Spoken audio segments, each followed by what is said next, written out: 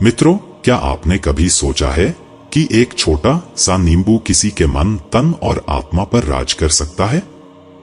क्या संभव है कि फल सब्जी के बीच झूलता ये खट्टा गोला किसी को दीवाना बना दे, वश में कर दे और उसकी सोच तक को अपने इशारों पर नचा दे?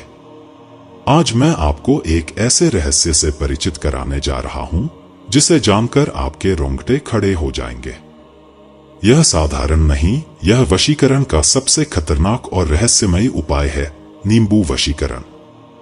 इस वीडियो को अंत तक देखिए, क्योंकि जो आप जानने वाले हैं वो सदियों तक छुपा रहा है। नींबू एक ऐसा साधारण फल जो हर रसोई में पाई जाती है, जो यदि किसी साधक को ज्ञात हो जाए तो वह किसी के भी मन, चेतना और वासना को अपने वश में कर सकता है। नींबू की खटास केवल स्वाद तक सीमित नहीं है, बल्कि यह व्यक्ति के मन और भावनाओं में भी वैसी ही तीव्र प्रतिक्रिया उत्पन्न करता है। इसी वजह से तंत्र परंपरा में नींबू को एक अत्यंत शक्तिशाली माध्यम माना गया है, विशेषत वशीकरण क्रियाओं में। नींबू और मनोवैज्ञानिक के बीच क्या आकर्षण है? नींबू का तीखा स्वाद जब जीभ पर पड़ता है तो व्यक्ति के संपूर्ण शरीर में एक संवेग पैदा करता है। यह संवेग भावनाओं को जगा सकता है, मानसिक स्थिति को बदल सकता है, व्यक्ति के चेहरे की भाव भंगिमाओं तक को पल में प्रभावित कर सकता है। तंत्र की दृष्टि से यही क्षणिक परिवर्तन यदि नियोजित ढंग से किया जाए तो किसी के भी मन, हृदय और वासना को वश में लाया जा सकता है।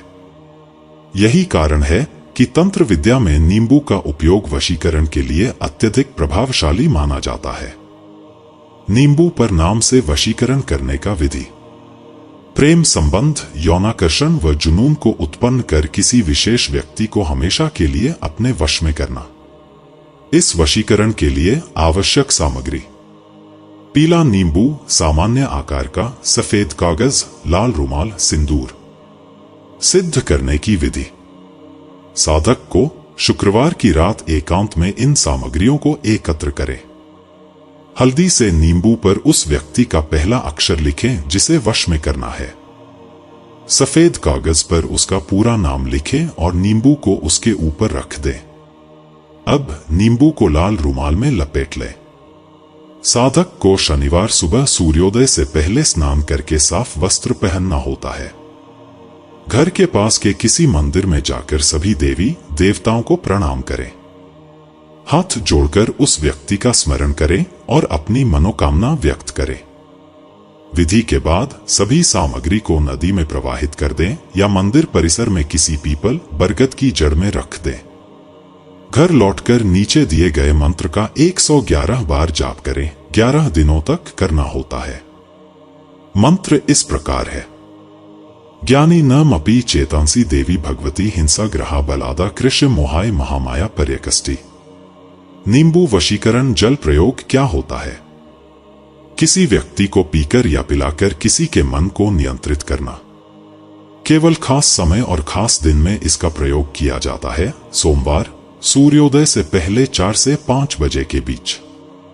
सामग्री: 2 पीले नींबू, लाल स्याही या सिंदूर, पीला आसन।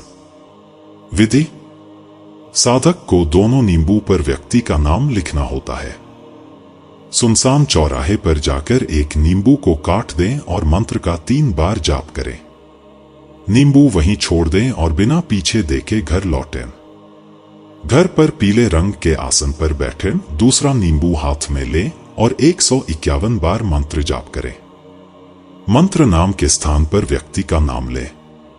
ओम विवशु त्रिवस नवस्क्वे रई अमुक नगदस मब्सजद हरी हरी नमो।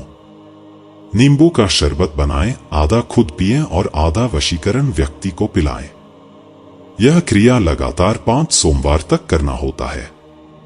दाम्पत्य प्रेम में वासना और आकर्षण जागरण सिद्धि: पति पत्नी के रिश्ते में आई खटास को मिटाना, आकर्षण और यौन सामीप्य पुनः स्थापित करना होता है। सोमवार से लगातार 7 दिन केवल विवाहित स्त्रियों के लिए।